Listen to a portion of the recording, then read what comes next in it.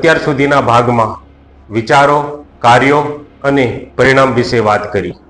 હવે આપણે દોલતની ફાઇલો વિશે વાત કરીશું. આપણે 17 પ્રકારની દોલતની ફાઇલો વિશે જાણીશું અને તેમાંથી જે યોગ્ય લાગે તેને અપનાવવાની કોશિશ કરીશું. File number 1. શ્રીમંત લોકોનું માનવું છે કે મારી જિંદગીનો નિર્માતા હું ખુદ છું. ગરીબ લોકોનું માનવું છે કે જિંદગીમાં મારી સાથે જ આવું બધું બન્યા કરે છે. તમે જો સંપત્તિ ઊભી કરવા અને દોલત કમાવવા માંગતા હો તો એ માનવું જરૂરી છે કે તમારા નાણાકીય જીવનની ગાડીનું હેન્ડલ તમારા હાથમાં છે. તે ગાડીને તમારે ક્યાં લઈ જવી તે તમારે જોવાનું છે. તમે આવું ન માનતા હો તો આ જ કારણે નાણાકીય બાબતો ઉપર તમારો અંકુશ નથી. શું તમે વિચાર્યું છે કે મોટા ભાગના ગરીબ લોકો જ લોટરી કે કિસ્મત આજમાવતા હોય છે અને કિસ્મત ચમકવાની રાહ જોતા હોય છે અને ખોટા પૈસા ઉડાડી દેતા હોય છે? તમે વિચારો, તમે કોની કિસ્મત ચમકાવો છો? લોટરી ખરીદીને તમે તમારી પોતાની કે પછી લોટરી વેચવા વાળાની? તમે જોયું હશે કે લોટરી જીતવા વાળા આખરે થોડા વર્ષોમાં પાછા કંગાળ થઈ જાય છે, કારણ તેમની માનસિક બ્લુપ્રિન્ટ ખરાબ છે. અમીર લોકો આવું નથી કરતા. બીજા પર દોષ ઢોળવાની આદત. પોતે શ્રીમંત શા માટે નથી? આ માટે મોટા ભાગના લોકો બીજા પર દોષ ઢોળતા હોય છે. પીડિત લોકો અર્થવ્યવસ્થાને દોષી ઠેરાવે છે, તેઓ શેર બજારને દોષ આપે છે, તેઓ બિઝનેસ મોડલને અને તેના પ્રકારને જવાબદાર ઠેરે છે, તેઓ જે તે કંપનીના માલિકને પણ જવાબદાર ગણે છે, તેઓ પોતાના સંતાનો અથવા પતિ પત્ની કે મા બાપને પણ દોષી ગણે છે. અરે તેઓ ઈશ્વરને પણ દોષી ગણે છે. હંમેશા કોઈને કોઈ વ્યક્તિ કે પરિસ્થિતિને જવાબદાર ગણે છે. એટલે કે દોષ તેમના પોતાના સિવાય અન્ય કોઈ પણ વસ્તુ કે વ્યક્તિમાં હોય છે. આવું અમીર લોકો નથી કરતા. તેઓ પોતાની ભૂલ સ્વીકારે છે અને સુધારવાની કોશિશ કરે છે.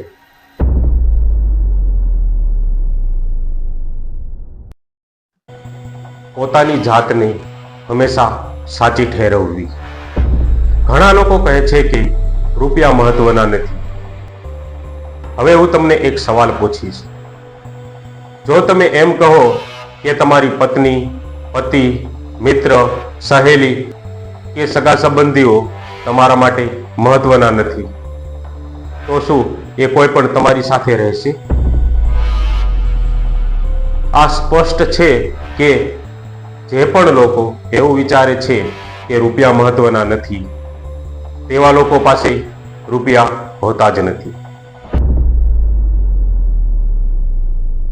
શ્રીમંત લોકો રૂપિયાનું મહત્વ અને સમાજમાં તેનું સ્થાન સારી રીતે સમજે છે, અને બીજી તરફ ગરીબ લોકો તેમની નાણાકીય અકુશળતાને સાબિત કરવા માટે ઢંગધડા વગરની દલીલો કર્યા કરે છે. તેઓ એવી પણ દલીલ કરે છે કે રૂપિયા પ્રેમ જેટલા મહત્વના નથી હોતા. આ તુલના મૂર્ખ જેવી છે. હું તમને કહું કે તમારા હાથ કે પગમાંથી શું મહત્વનું છે, તો તમે કોઈ એક પસંદ નહીં કરી શકો, કેમ કે બંને મહત્વનું છે. માટે પ્રેમ સાથે રૂપિયા પણ મહત્વના જ છે. જીવનમાં જે ક્ષેત્રમાં રૂપિયા કામ કરી શકે છે તે ક્ષેત્રમાં રૂપિયા ઉપયોગી જ છે, અને જે ક્ષેત્રમાં કામ નથી કરી શકતા ત્યાં તે બિલકુલ અર્થહીન બની રહે છે. બની શકે કે દુનિયા પ્રેમથી ચાલતી હોય, પરંતુ પ્રેમથી હોસ્પિટલ, મકાન નથી બનાવી શકાતું. પ્રેમથી ભરપેટ ભોજન નથી કરી શકાતું. આ એક વરવી વાસ્તવિકતા છે. હજુ તમને વિશ્વાસ નથી આવતો? ઠીક છે, પ્રેમથી તમારા બિલની ચૂકવણી કરવાનો પ્રયત્ન કરી જુઓ. હજુ પણ માન્યમાં નથી આવતું? તો બેંકમાં જઈ કેટલોક પ્રેમ જમા કરવાનો પ્રયત્ન કરી જુઓ. કોઈ પણ શ્રીમંત વ્યક્તિ એવું વિચારતા નથી કે પૈસા મહત્વપૂર્ણ નથી.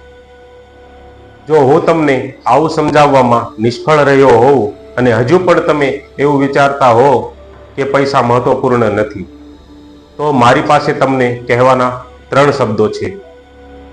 તમે કંગાળ છો અને ત્યાં સુધી રહેશો જ્યાં સુધી તમે તમારી આર્થિક યોજનામાંથી આવા નકારાત્મક વિચારની ફાઇલને કાઢી નહીં નાખો. ફરિયાદ કરવી. તમારી તબિયત અને સંપત્તિ લઈને ફરિયાદ કરવી તે સૌથી ખરાબ બાબત છે. સૌથી ખરાબ આદત શા માટે? બ્રહ્માંડની તમામ વસ્તુઓ પર લાગુ પડતો નિયમ છે કે તમે જેના પર ધ્યાન કેન્દ્રિત કરો છો તે વૃદ્ધિ પામે છે. ફરિયાદ કરતી વખતે તમે તમારા જીવનની કઈ બાબતો પર ધ્યાન કેન્દ્રિત કરી રહ્યા હો છો? જીવનની યોગ્ય બાબતો પર કે ખોટી બાબતો પર?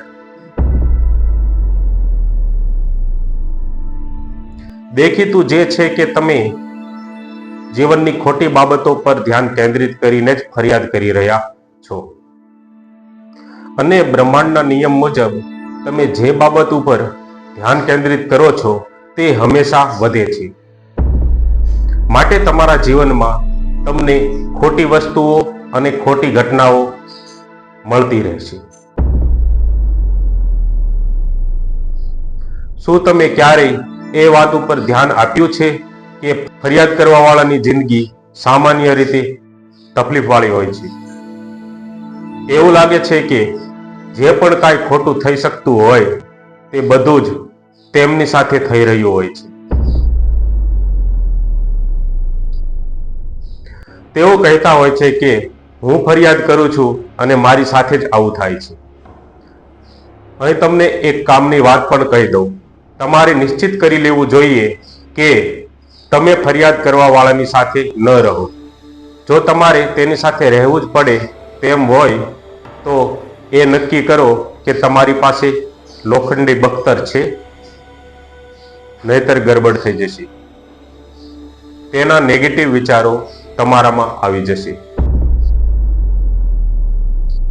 જો તમારામાં ફરિયાદ કરવાની આદત હોય તો સફળતાને આકર્ષિત કરવાનો વિચાર જ મનમાંથી કાઢી નાખજો. આ બધું છોડી દેવું, ત્યાંથી જ સારી શરૂઆત થાય છે. આરોપ મૂકવો, પોતાની વાતનો કક્કો સાચો ઠહેરાવવો અને ફરિયાદ કરવી એ દવાઓ સમાન છે. થોડી વાર સારું લાગશે પણ તેના પરિણામ નુકસાન કરશે. કાન ખોલીને સાંભળી લો. દરેક વખતે, મારો મતલબ છે દરેક વખતે, જ્યારે તમે બીજાનો વાંક કાઢો છો, પોતાને સાચા ઠહેરાવો છો અથવા ફરિયાદ કરો છો, ત્યારે તમે તમારા આર્થિક ઢાંચાનું ગળું કાપી રહ્યા હો છો.